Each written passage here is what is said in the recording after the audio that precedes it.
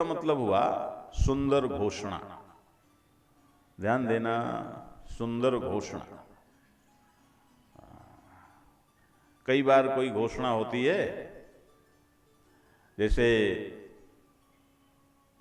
कई बार हम पढ़ते हैं, सुनते हैं कि कहीं कोई घोषणा की गई, भाई फला फला लोग ये शहर खाली कर दें।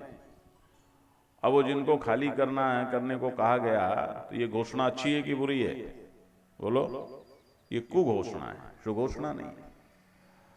और जो बात ऐसी कही गई, अच्छा भाई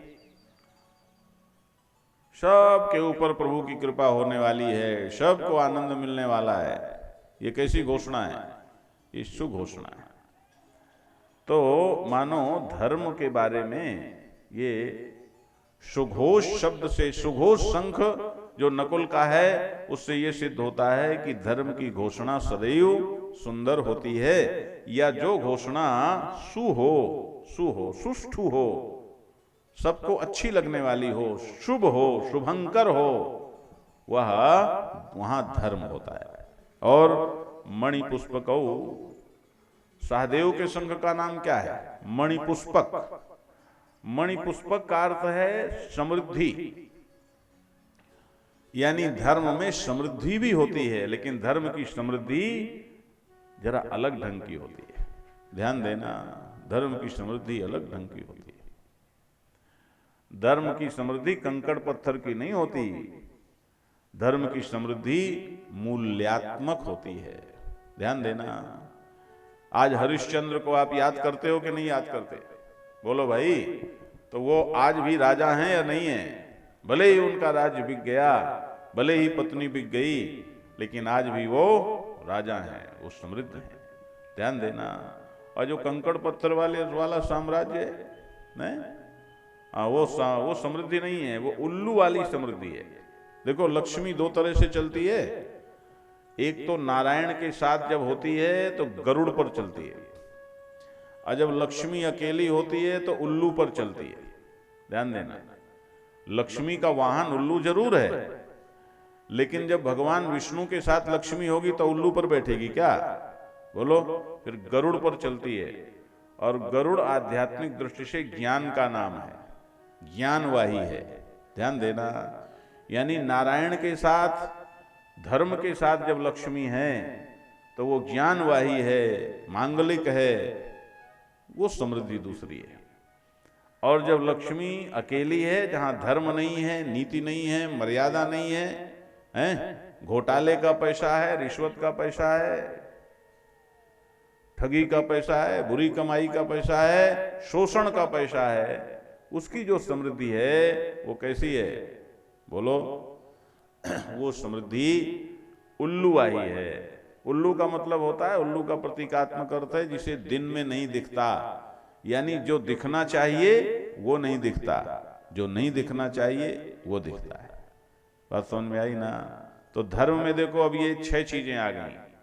पहली पंचों की राय, दूसरी देवताओं की राय, तीसरा स्वाभिमान, चौथा अनंत विजय, जहां ऐसा धर्म है उस कभी हार नहीं होगी, और सुघोष जो सबको अच्छा लगे, और मणिपुष्पक जिसमें सात्विक, सकारात्मक और मांगलिक समृद्धि हो। अब इसके बाद चलिए, जब इन्होंने अपने अपने शंख बजा दिए तो काश्यश्च परमेश्वासः शिखंडी च महारथः दृष्टद्युम्नो विराटश्च सात्विकिश्च पराजितः द्रुपदो द्रौपदेयाश्च सर्वशः पृथ्वीपते सौभद्रश्च महाबाहुः शंखान दद्मुः पृथक पृथक। जब इन पांचों ने और भगवान श्री कृष्ण ने अपने अपने शंख बजा दिए, तब उसके बाद बाकी जितने भी महारथी थे, काशीराज हैं, शिखंडी हैं, दृष्टद्युम्न हैं, विराट, सात्विकी, द्रुपद और द्रौपदी के पुत्र अभिमन्यु, इन सब ने भी अपने अपने शंख बजाए। अब देखो जरा बंधुओं माताओं, कितना स्पष्ट है। कौरवों ने जो शंख बजाया उसका असर कितना हुआ? उसका असर कितना हुआ। और पांडवों ने जो शंख बजाया उसका असर कितना हुआ। आज भी इस देश में देखो, कोई व्यक्तिवादी निर्णय इस देश की राजनीति लेती है तो उसका कितना असर होता है, बोलो। लाल बहादुर शास्त्री ने जब रेल दुर्घटना के बाद इस्तीफा दिया था तो पूरे देश में कैसा असर हुआ था। चारों तरफ वाह वाह, देखो शास्त्री जी को, देखो शास्त्री जी को। और आज जब कहता है मैं चला रहा था, क्या क्यों इस्तीफा दे दूं, तो उसका असर क्या होता है। या व्यक्तिवादी कोई किसी दूसरे को संतुष्ट करने के लिए जब कोई निर्णय इस देश की राजनीति लेती है तो किसी के चित्त में कोई वाह वाह होता है क्या, बोलो भाई, नहीं होता। देखो स्पष्ट है, पितामह भीष्म बहुत महान हैं, लेकिन उनके शंख का कोई असर नहीं पड़ा पांडवों पर। कोई कुछ लिखा नहीं गया, संजय ने भी नहीं कहा। लेकिन पांडवों ने जब शंख बजाए, इस पक्ष ने जब शंख बजाए, तो क्या उसका असर है, ये संजय स्वयं बता रहा है। सघोषोधास्त्राष्ट्राणाम हृदयानि वेदारयत। पांडवों के शंखों की इस ध्वनि ने धृतराष्ट्र के पुत्रों के हृदय को विदीर्ण कर दिया। हार्ट ट्रबल हो गई, दिल धड़कने लग गया। ये है कीमत धर्म की। ध्यान से सुनना बंधुओं माताओं, ये है कीमत कैरेक्टर की, ये है कीमत सदाचार की, ये है कीमत मर्यादा और नीति की, जो तुम्हारे अंदर एक ऐसी शक्ति देती है जिस शक्ति के सामने कोई दूसरी शक्ति टिक नहीं सकती, जो दिखती नहीं है लेकिन बहुत बड़ी ताकत है। ध्यान देना, इन्होंने जब शंख बजाए तो चूंकि वहां ये सब नहीं है, इसलिए उनके हृदय विदीर्ण हो गए हैं, सबका बीपी हाई हो गया। और कैसे शंख बजाए महाराज, नभश्च पृथ्वीम चैवो तुमलो वेनुनादयन। ये शंख कैसे दे, धरती आकाश सबको गुंजा दिया और धृतराष्ट्र के पुत्रों का हृदय विदीर्ण कर दिया। अब जरा ध्यान दो, अब कथा किधर मोड़ लेती है। अथ व्यवस्थितान् दृष्ट्वा धार्तराष्ट्रान् कपिध्वजः प्रवृत्ते शस्त्र संपाते धनुरुद्यम्य पांडवः।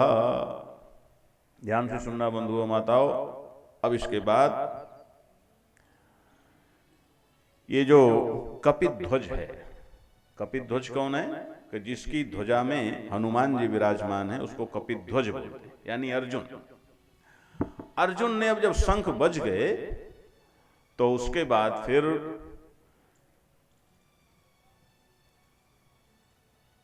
देखो, दुर्योधन ने आते ही सेना देखी, ये मेरे शत्रु की सेना है। क्यों, वहां कोई गणित है ही नहीं, नीति मर्यादा, आते ही सेना देखी। और ये जो पांडव हैं उन्होंने जब शंख बजा दिया तब शंख बजाए, और जब सबके शंख बज गए तब उसके बाद अर्जुन ने कौरवों की सेना देखी, विपक्ष की सेना देखी, तब सेना देखी। ध्यान देना, पहले इतना हो गया, इसके बाद उन्होंने सेना देखी। जो धृतराष्ट्र के पुत्रों की व्यवस्थित की हुई सेना है उसको अर्जुन ने देखा। और ध्यान से सुनना बंधुओं माताओं, तुमने ये तो यही सुन रखा होगा, अर्जुन ढीला पड़ गया, धनुष छूट गया, ये हो गया, वो हो गया ना। जरा यहां देखो, इस श्लोक पर लोग ध्यान ही नहीं देते।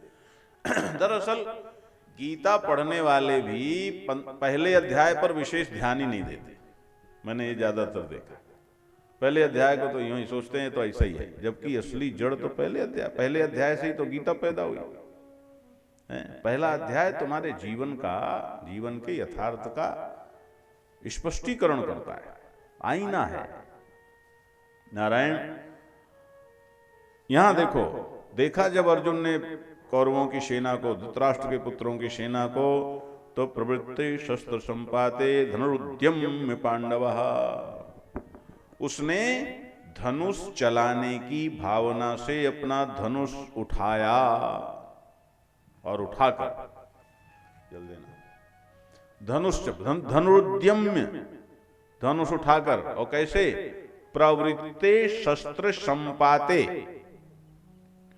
माने ऐसे नहीं कि बस यूं ही धनुष उठा लिया, उठा लिया, ऐसे नहीं, एकदम चलाने के लिए शस्त्र संपात, उसको चलाने की दृष्टि से उन्होंने धनुष उठाया। प्रवृत्ते शस्त्र संपाते, इसका मतलब अभी अर्जुन में पूरा जोश है। ध्यान से सुन लेना बंधुओं माताओं, पूरे जोश में भरा हुआ है। तब तो उसने चलाने के लिए धनुष उठाया। और फिर क्या करता है अर्जुन? हृषिकेशं तदा वाक्यमिदमाह महीपते, और उसने अंतर्यामी भगवान श्री कृष्ण से यह बात कही, हे महीपत, हे राजन। अर्जुन ने उसके बाद दोनों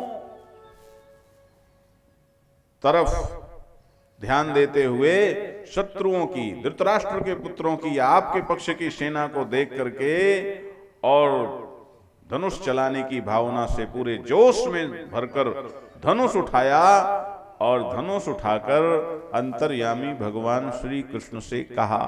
क्या कहा?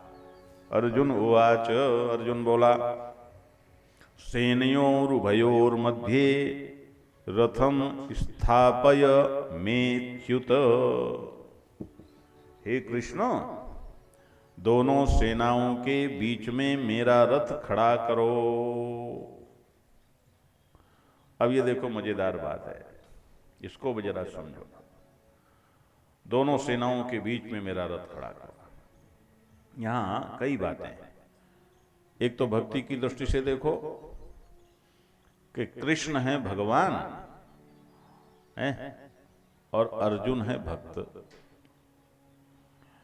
आज देखो, भक्त भगवान को आदेश दे रहा है, दोनों सेनाओं के बीच में मेरा रथ खड़ा करो। ये है हमारा भगवान।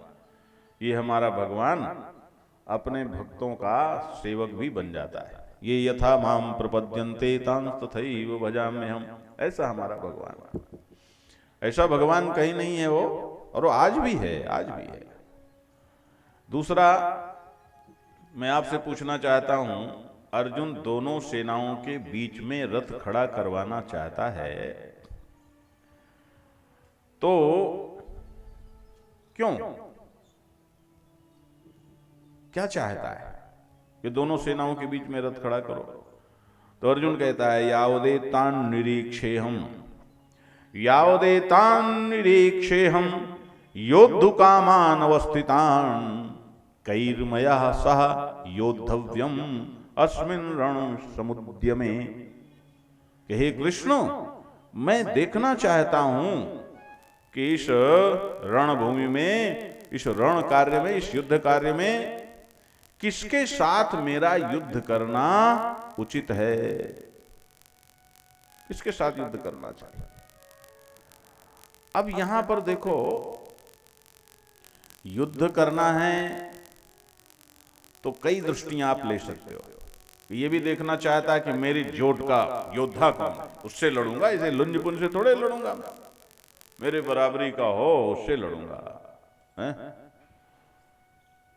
नीति की दृष्टि से भी हो सकता है कि किससे लड़ना उचित है,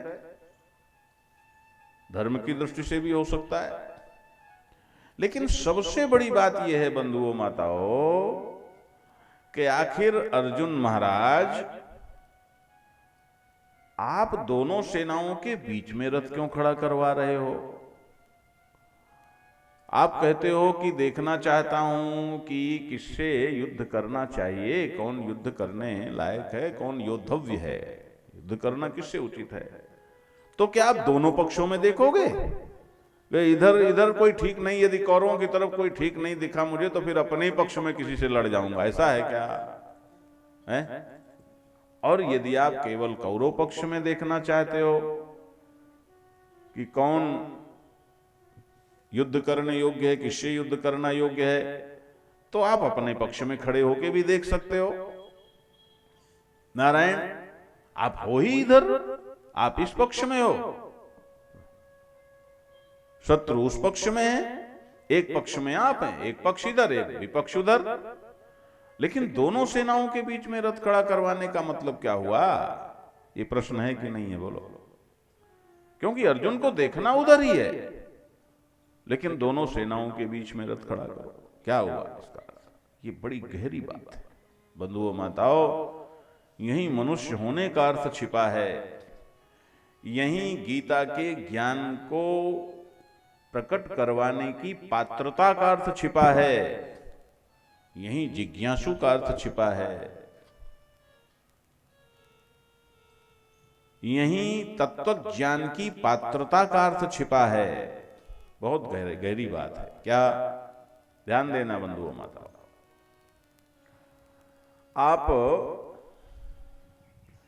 किसी चीज को इंद्रियों से ग्रहण करते हो, मन से महसूस करते हो, या जिससे तुम किसी वस्तु के टच में आते हो वो इंद्रियां हैं, और जिससे महसूस करते हो वो तुम्हारा मन है। ठीक है। फिर जिससे उस वस्तु को पहचानते हो और उस वस्तु के बारे में कोई निर्णय करते हो, उसका नाम है बुद्धि। वो बुद्धि है, ध्यान देना, वो बुद्धि है।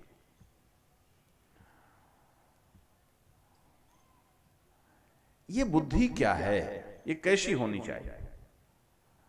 इसको जरा समझना, जरा सतर्कता से। मैं आपको बताऊं, इस समाज में गीता की दृष्टि से, भारतीय दर्शन की दृष्टि से, भारतीय मनोविज्ञान की दृष्टि से 99% लोगों में बुद्धि होती ही नहीं है। वो मन से ही बुद्धि का काम करते हैं और इसीलिए तनाव में रहते हैं। बुद्धि क्या है? ग्रहण करना, महसूस करना और फिर निर्णय लेना। अब निर्णय लेना है तो मैं, जैसे एक जज है, यूं समझो, वकील, मुवक्किल, वकील और जज। तो जो मुवक्किल है वो तो विषय हो गया, विषय को महसूस करना हो गया है, और वो विषय हो गया, और जो वकील है वो मन हो गया। मन, जो तुम्हारा मन है, वो सदैव सुख चाहता है कि नहीं चाहता है? बोलो। गलत हो या सही हो, हर जगह वो अच्छा चाहता है कि नहीं चाहता है? ये मन वकील की तरह हो गया। फिर ये जो जज है, ये बुद्धि के स्थान पर होता है। मन हर सुख को चाहता है। दूसरे की थाली में कुछ रखा है, मन उसका भी सुख की तरफ भी ललचाता है। लेकिन ये बुद्धि है जो ये निर्णय देती है कि ये उचित है और ये अनुचित है, ये धर्म है, ये अधर्म है, ये नीति है, ये अनीति है। ये निर्णय कौन करता है? ये बुद्धि करती है। ये जज है। तो जज के स्थान पर बुद्धि है, वकील के स्थान, मन के स्थान पर नारायण, या वकील के स्थान पर मन है, और मुवक्किल के स्थान पर संसार के विषय। या दूसरी तरह से कहें तो बुद्धि जज के समान, मन वकील के समान, और संसार के विषय वादी प्रतिवादी के समान। अब ये जो जज है, ये कैसा होना चाहिए? ये किसी पक्ष का पक्षपात करे तो अच्छा जज है क्या? बोलो भाई, नहीं है। जज को क्या देखना चाहिए? जज का काम है वो संविधान की दृष्टि से, सत्य और नीति की दृष्टि से उचित न्याय करे। ये जज का काम है। अब इसी से आप अपनी बुद्धि को समझ लो। आप का वैसे बुद्धि क्या, इंडिविजुअल कॉन्शियसनेस जो आपकी है, ध्यान देना, जो आपके अंदर चेतना है, वही चेतना जब किसी ऑब्जेक्ट से जुड़ जाती है तो उसी का नाम मन हो जाता है। दूसरी तरह से समझ लो, तुम्हारी जो कॉन्शियसनेस है किसी ऑब्जेक्ट से जुड़ती है, और किसी ऑब्जेक्ट से जुड़कर जब उसे महसूस करती है तो उसी का नाम मन हो जाता है। और तुम्हारी यही चेतना, यही इंडिविजुअल कॉन्शियसनेस जब सबसे अलग होकर के केवल सत्य को, नीति को, धर्म को ध्यान में रखकर चिंतन करती है, जजमेंट करती है, तो उसी का नाम बुद्धि हो जाता है। और यही चेतना जब शुद्ध स्वरूप में होती है तो उसी का नाम दृष्टा हो जाता है। तदा दृष्टु स्वरूपे स्थानम। और यही चेतना जब अद्वितीय होती है तो उसका नाम साक्षी हो जाता है। अब मन महसूस करता है, बुद्धि निर्णय करती है। तो जब आप ध्यान देना, कोई भी निर्णय करते हो और निर्णय करते समय यदि किसी चीज से चिपक कर निर्णय करते हो, यानी पक्षपात पूर्ण निर्णय करते हो, तो आपका निर्णय सही है? तो निर्णय सही नहीं है। तो ध्यान देना, जब आप पक्षपात पूर्वक निर्णय करते हो या आपकी बुद्धि पक्षपात पूर्वक सोचती है, तो इसका मतलब आपकी बुद्धि शुद्ध नहीं है, मन ही बुद्धि का काम कर रहा है। क्योंकि मन कभी निष्पक्ष नहीं होता, मन सदैव सपक्ष होता है। और जब तुमने सपक्ष होकर, किसी से चिपक कर, किसी से जुड़कर, पक्षपात करके तुमने कोई निर्णय दिया, तो इसका मतलब मन से ही तुमने बुद्धि का काम ले लिया। तो फिर बुद्धि क्या होनी चाहिए? कि बुद्धि वो है जो निष्पक्ष होती है, तटस्थ होती है, सत्योन्मुख होती है, सकारात्मक होती है। ध्यान देना, ये बुद्धि के गुण हैं। निष्पक्ष है, तटस्थ है, ना वो इस पक्ष में है ना वो इस पक्ष में है। ध्यान देना, ये बुद्धि का निर्णय है। वो किसी पक्ष में नहीं, अपने पक्ष में भी नहीं है। मेरा हानि हो या लाभ हो, नीति क्या कहती है, धर्म क्या है, वही मुझे करना, भले ही मुझे नुकसान हो जाए, लेकिन मुझे करना वो चाहिए जो धर्म की दृष्टि से ठीक है। ये बुद्धि है जो निष्पक्ष है, जो तटस्थ है। तटस्थ है माने जो बिल्कुल अलग खड़ी है, धारा बह रही है और किनारे में खड़ी हुई धारा को देख रही है, एकदम अलग है, चिपकी हुई नहीं है। और सत्योन्मुख है। सत्योन्मुख माने उसके ध्यान में है सत्य, उसके ध्यान में है आत्मा, उसके ध्यान में है परमात्मा, उसके ध्यान में है अनंत अखंड जीवन। उसे पता है बुद्धि को कि जिस ध्यान देना, मैं जिसके कारण किसी पक्ष से चिपक कर गलत निर्णय कर दूंगी, ये बुद्धि कह रही है। मैं किसी पक्ष से चिपक कर पक्षपात पूर्वक यदि निर्णय करूं तो वह निर्णय उसी संसार से संबंधित होगा जो संसार परिवर्तनशील है, जबकि इस सारे शरीरों का और संसार का जो आधार है वह सत्य है, परमात्मा है, वह कभी नष्ट नहीं होता। इन शरीरों के नष्ट होने के बाद भी वह सत्य आत्मा के रूप में शेष रहता है। बात समझ में आई कि नहीं आई? यह सत्य ध्यान में रखकर बुद्धि सोचती है, तब उसे सत्योन्मुख कहते हैं। चौथा लक्षण क्या है बुद्धि का? वो सकारात्मक होती है, शुभ होती है, मांगलिक होती है। वो कभी नकारात्मक निर्णय नहीं करती। ध्यान देना, वो सकारात्मक निर्णय ही करती है। तो नारायण, ये बुद्धि है। यहां पर अर्जुन ने कहा कि मेरा रथ दोनों सेनाओं के बीच में खड़ा करो कृष्ण। इसका मतलब है अर्जुन बुद्धि का परिचय दे रहा है, बुद्धि का प्रतिनिधि बन रहा है। ध्यान देना, मैं निर्णय तो करूंगा उसी पक्ष के योद्धाओं के बारे में, लेकिन मैं इस पक्ष में भी खड़े होकर नहीं करूंगा, मैं दोनों सेनाओं के बीच में खड़ा होकर के निर्णय करूंगा, ताकि न मैं इस पक्ष की सपक्षता रखूं न उस पक्ष की सपक्षता रखूं, मैं एकदम से विशुद्ध निर्णय कर सकूं। बात पकड़ में आ गई कि नहीं आ गई? यानी यह जो श्रीमद् भगवत गीता है, यह उनके लिए है जो बुद्धि रखते हैं, जिनके पास शुद्ध बुद्धि है, उनके लिए। जो केवल मन के तल पर जीने वाले हैं, वो गीता को जीवन में नहीं ला सकते। ध्यान देना। तो अर्जुन ने यहां बुद्धि का प्रतिनिधित्व किया, बुद्धि का परिचय दिया कि देखो मैं न इधर न उधर, दोनों सेनाओं के बीच में। यह है उसके दोनों सेनाओं के बीच में होने का अर्थ, और यही आधार बना गीता सुनाने का। क्योंकि गीता जो शुद्ध बुद्धि वाला है वही सुन सकता है। इसलिए नारायण भगवान ने कहा बहुत अच्छा। अब देखो कि अर्जुन के अंदर ये भूमिका तो है, बुद्धि तो है, सत्योन्मुख तो है, ध्यान से समझना, लेकिन अभी अर्जुन उस सत्य को जानता नहीं है। जरा समझना, अभी अर्जुन की बुद्धि में, अर्जुन को सत्य के बारे में एक आग्रह तो है, लेकिन सत्य के तत्व को नहीं जानता है। अर्जुन निष्पक्ष निर्णय तो लेना चाहता है, नीति सम्मत तो होना चाहता है, लेकिन नीति के तत्व को नहीं जानता है। अर्जुन निष्पक्ष आचरण करना चाहता है, लेकिन अभी उसके संस्कारों में बहुत सारे पक्षपात समाये हुए हैं। ध्यान से सुनना मेरे शब्दों को। करना चाहता है, लेकिन बहुत सारा उसके अंदर है, बहुत सारे आग्रह है, मोह है, ममता है, वो सब भी उसके अंदर है। और भगवान कृष्ण क्या है? अंतर्यामी है ना। तो जैसे नारायण आयुर्वेद में और होम्योपैथी में एक उभाड़ होता है, उभाड़। जैसे किसी को खुजली हो ना, और होम्योपैथी दवा ले आओ तो पता लगा पूरे शरीर में हो गई, तो कई लोग छाती पीटने लगते हैं कि ले हो, मैं तो ठीक करने के लिए गया था और इसने ऐसी दवा दे दी पूरे शरीर में खुजली हो गई।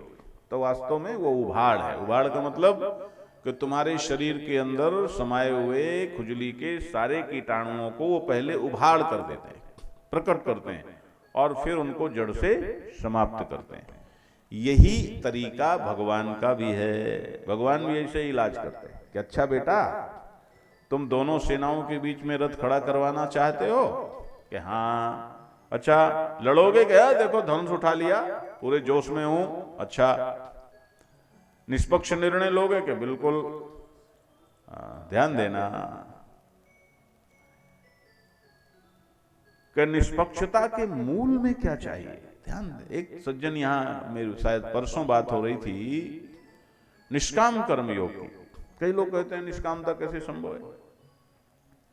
असंभव लगेगी तुम्हें निष्कामता। जैसे छोटे बच्चे को खिलौने फेंकना कठिन लगता है कि नहीं? बोलो। छोटे बच्चे को खिलौने फेंकना कठिन लगता है, लेकिन तुमको बोलो, ये देवियां बैठी हैं, इनसे पूछो, हैं ये गुड़िया खेलती रही होंगी जब छोटी रही होंगी, और जब इनकी शादी हो गई खुद, तो गुड़ियों को जाने कहां ले जा, तू खेल, फेंक दिया। ध्यान देना, जब तक तुम सत्य को नहीं समझ लोगे तब तक निष्कामता की सहजता संभव नहीं है। और जब सच समझ में आ जाएगा तो निष्कामता ही सहज होगी, फिर कामना सहज नहीं होगी। बड़ी विचित्र स्थिति है। ध्यान देना। तो नारायण, ये जो निष्पक्षता है अर्जुन की, अभी ये केवल प्रायोगिक है, अभी ये उसकी समझ की है, लेकिन उसके अंदर अभी बहुत पक्षपात समाया हुआ है।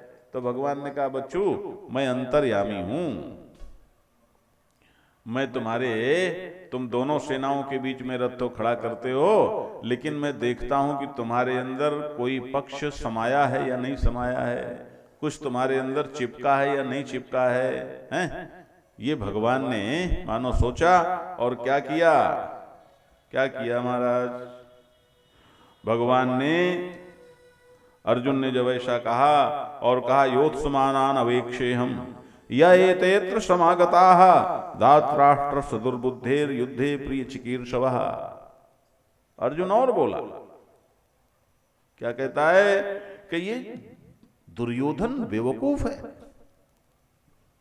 दुर्बुद्धि है। देखो, हमने एक दो बार ये शब्द प्रयोग किया था। एक सज्जन कह रहे थे, आप इस मूर्ख क्यों कहते हैं? अरे भाई, मैं ही नहीं कहता, ये गीता कहती है। अर्जुन कहता है दुर्योधन दुर्बुद्धि है। अब दुर्बुद्धि मूर्खाई तो पर्यायवाची है, दुर्बुद्धि है। और कमाल है, इस दुर्बुद्धि दुर्योधन का हित चाहने वाले लोग इतने ज्यादा आ गए।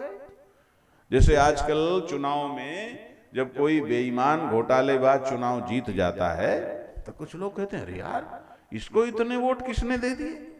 है उसकी भी तो बिरादरी है, ज्यादातर बिरादरी तो उन्हीं की है। ये जो आदर्श चिल्लाते हैं, जब वोट की नौबत आती है तो ये सोचते हैं कि हमारा गलत काम कौन नेता करवाएगा, उसको वोट देते हैं। ध्यान देना, ये असली पोल पट्टी है। प्रश्न चिन्ह केवल नेताओं के सामने नहीं है, प्रश्न चिन्ह प्रजा के सामने भी है, वोटर के सामने भी है। इसलिए जो ईमानदार हों उन्हें खड़ा होना चाहिए, वो मंथरा के खानदानी न बने, वो खड़े हों, वो खड़े हो सकते हैं। और याद रखना, एक ईमानदार खड़ा होता है तो वो 1000 बेईमानों से ज्यादा ताकतवर होता है, इसलिए उन्हें खड़ा होना चाहिए। नारायण,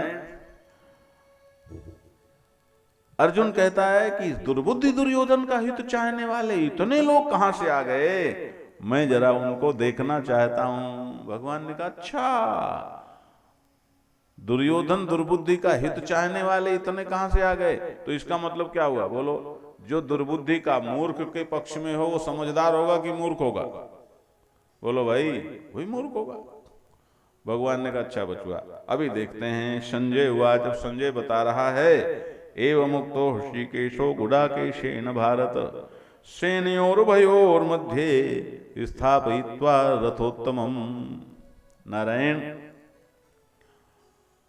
जब अर्जुन ने ऐसा कहा तो भगवान ने अर्जुन के रथ को दोनों सेनाओं के बीच में स्थापित कर दिया, खड़ा कर दिया। और कहां खड़ा किया? ये भगवान की नारायण चतुराई देखो।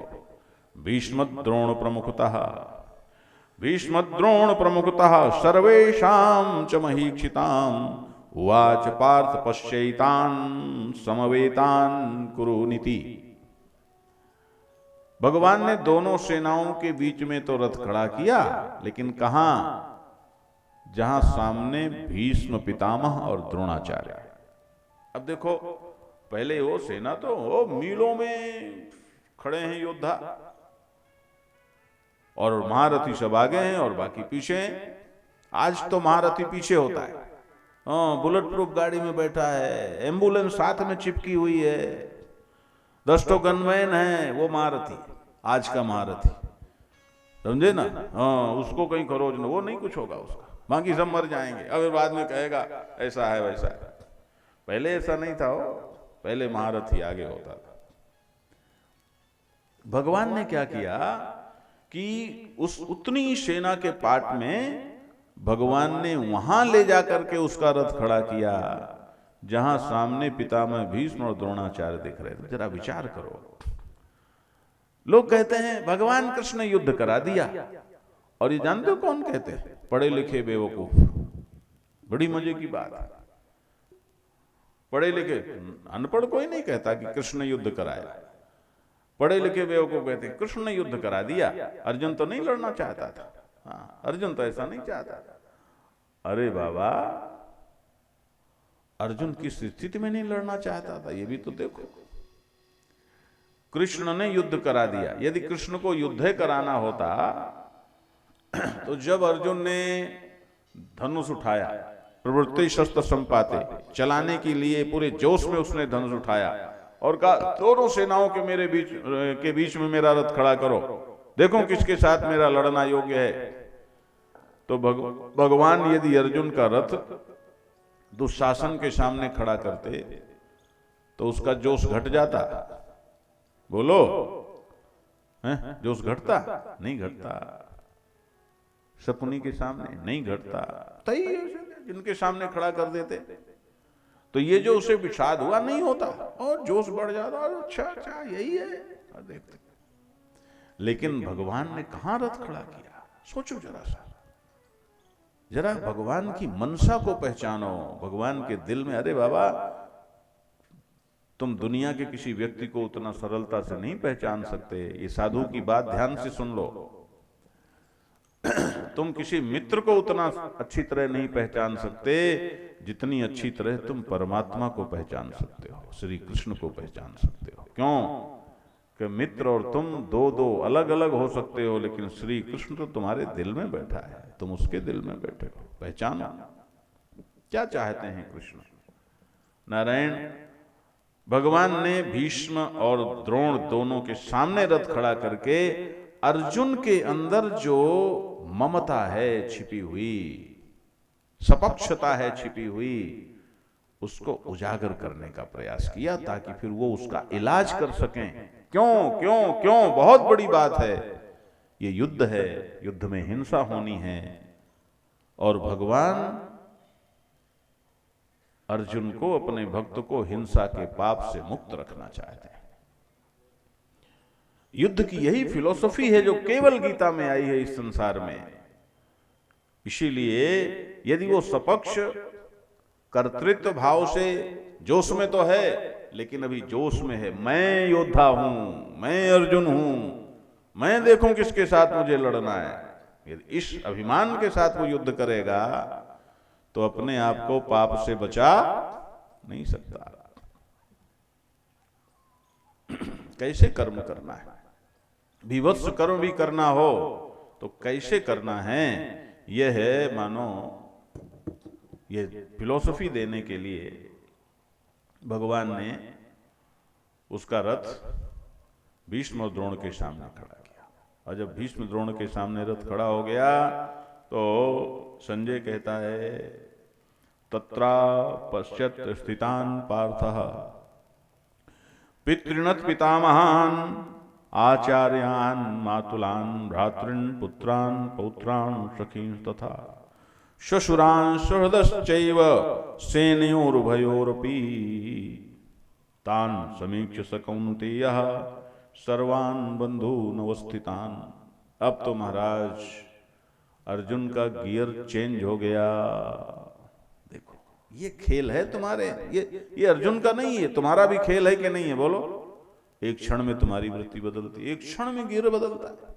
अभी गियर लगा हुआ था योद्धा का, प्रवृत्ति शस्त्र संपाते, और भगवान ने दोनों सेनाओं के बीच में जो द्रोण और भीष्म के सामने रथ खड़ा किया, तो ज्यों ही उसने द्रोण को देखा, अरे जय हो गुरुदेव, ये तो गुरु बाबा है, अरे ये पितामह, ये वही हैं जिन्होंने हमें अपनी गोद में बिठा बिठा करके हमारे मुख में निवाले डाले हैं। ये वही पितामह भीष्म हैं, ये वही गुरु द्रोण हैं जिन्होंने जब हम छोटे छोटे थे सबसे पहले छोटी सी दनुइया में हमारे छोटे से हाथ को रखकर हमें तीर पकड़ना सिखाया, और आज इनकी कृपा से हम इतने बड़े योद्धा बन गए। ये वही द्रोण हैं। अरे राम राम राम, ये सामने खड़े हैं। और ज्यों ही, ध्यान से सुनना बंधुओं माताओं, यही तो सपक्षता है, यही सपक्षता है। अब मन आ गया, ममता आ गई। गुरु को देखा तो अर्जुन चेला हो गया, पितामह भीष्म को देखा तो अर्जुन पोता हो गया, सब गड़बड़ हो गया, मामला बिगड़ गया। और जब ये गियर बदल गया भाई भतीजे का, जब ये गियर बदल गया तो फिर सभी उसे रिश्तेदार नजर आने लगे। अरे ये तो देखो सब के सब कौन है? ये कोई चाचा है, कोई ताऊ है, कोई दादा परदादा, मामा भांजा मित्र ससुर सुहृद, ये सब सारे रिश्तेदार यहां इकट्ठे हैं। हे भगवान, ये तो सारा कुटुंब इकट्ठा है। अब यहां एक बात और समझने की है बंधुओं माताओं, दुर्योधन कहता है अन्य च बहवा सूरा मदर्थे त्यक्त जीविता, माने दुर्योधन अपने लिए अपने परिवार को भी मरवाने में कोई संकोच नहीं करता। दुर्योधन परिवार को यूज करना चाहता है, जो आज का बुद्धिजीवी आपसे कह रहा है सबको यूज करो, एक दूसरे को यूज करो। ये कल्चर, ये राक्षसी कल्चर है, ध्यान देना। और अर्जुन सारे कुटुंब को देखता है। यहां आपको रेखांकित करने वाली, समझने वाली बात यह है कि अर्जुन के अंदर परिवारवाद है, परिवार की दृष्टि है, और दुर्योधन के अंदर व्यक्तिवाद है, व्यक्ति की दृष्टि है। लेकिन याद रखना, यहां भी एक सतर्कता है। अर्जुन का परिवारवाद आज के परिवारवाद की तरह नहीं है, ध्यान देना। आज का परिवारवाद समाज का शोषण करके अपने परिवार का पोषण करने वाला है, लेकिन अर्जुन का परिवारवाद अपने परिवार की सेवा करने वाला है, अपने परिवार का शुभ चाहने वाला है। और एक बात मैं आपको बता दूं, आज जितनी सोच इस देश में इस समय विकसित हो रही है वो सब की सब परिवार के कॉन्सेप्ट की विरोधी है। याद रखना, जितने टीवी चैनल नए नए सीरियल दिखा रहे हैं वो सब परिवार को तोड़ने वाले हैं। और मैं आपको एक बात बता रहा हूं, आप विचार करना, आप सब लोग विद्वान लोग बैठे हो, आज आप अमेरिका की तरफ देखते हो,